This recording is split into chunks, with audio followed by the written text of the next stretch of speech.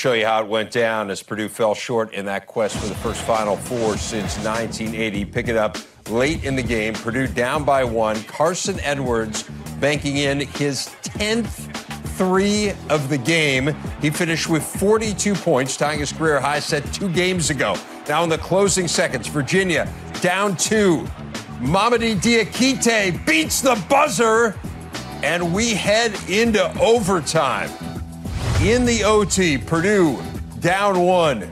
It's Edwards driving, gets it to go, puts the Boilers up 1, still leading by 1. Final 30 seconds, DeAndre Hunter. Strong finish, Cavaliers up by 1.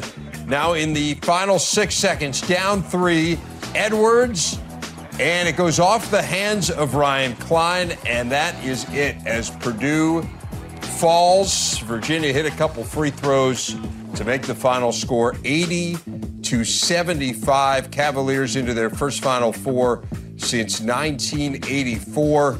Purdue falling to 2-3 all time in regional finals is, again, 1 game short of that goal. This despite the fact that Edwards was just fabulous. Those 10 threes, 1 shy of the NCAA tourney record held by Jeff Fryer of Loyola Marymount. A fantastic performance by Edwards and really the entire couple of weekends for Matt Painter's team. The coach visiting afterward with Rob Blackman. All right, thank you, Coach Painter. A hard-fought game today. Unfortunately, your team comes out on the wrong end of the scoreboard. Yeah. I tell you, as a Purdue fan, I have to think Purdue fans for the rest of their lives may forever be haunted by that Diakite shot at the end of regulation to force overtime. Yeah, it was one of those things where, as a coach, you go and you make decisions. And, I thought we got the foul up 3 at the right time, around 5.5 seconds, because crazy things can happen. And, he didn't, in my opinion, he didn't miss that second one on purpose. And the ball squirts favorably towards our basket.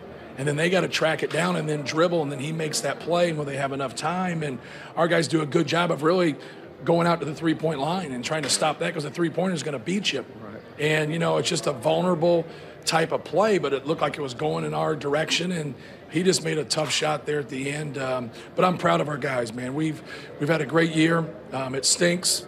We were a second away from going to the Final Four, but we also were a second away from, not getting to this point against Tennessee. So a lot of times, you feel a certain way, and, you think, you just did unbelievably well against somebody, but it was just a fraction of a second that helped us beat Tennessee, and that game could have gone either way, and this game could have went either way. So, proud of our guys for their fight and hanging in there and playing hard.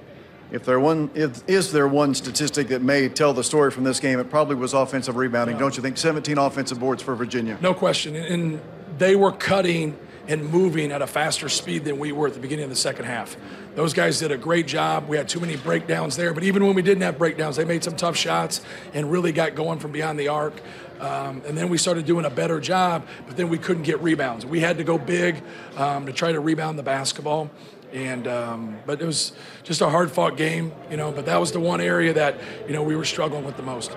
Any way to put into words what the seniors Ryan Klein and Grady Eifert meant to this program? Got you another Big Ten championship this year and took you to the first Elite Eight since 2000? They were great. Both of them, I told them in the locker room, if you can be a good model for other guys, it's how you do things, how you carry yourself. And those guys were professional and worked hard every single day. And they set the bar high for Purdue basketball. I'm proud of both of them. Great season, Matt. Thank you. All right, thank you. All right, let's go back to Chicago. It was a great season indeed, one that included a 24th Big Ten title. That is the most of any school in the league, into the NCAA tournament for the 5th straight time, the second longest streak in the Big Ten.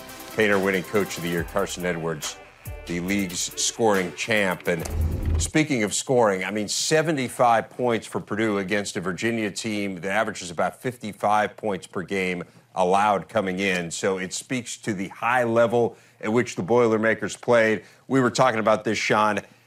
Purdue didn't lose this game. Virginia won it. It was a game that was played at such a high level, and at the end, the Cavaliers just that much better. They were able to execute some unbelievably difficult plays under pressure, as both teams did as this game unfolded.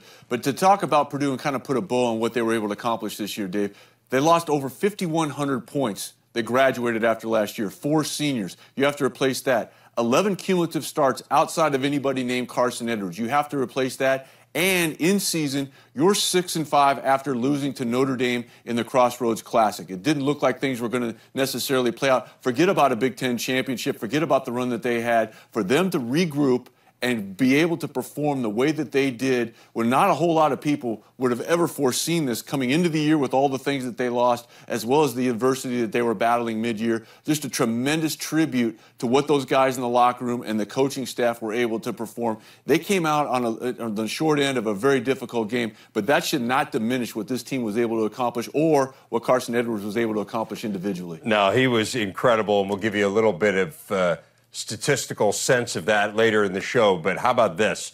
Carson Edwards, the most outstanding player of the South region on a losing team, the first person to do that in the NCAA tournament since Steph Curry 11 years ago.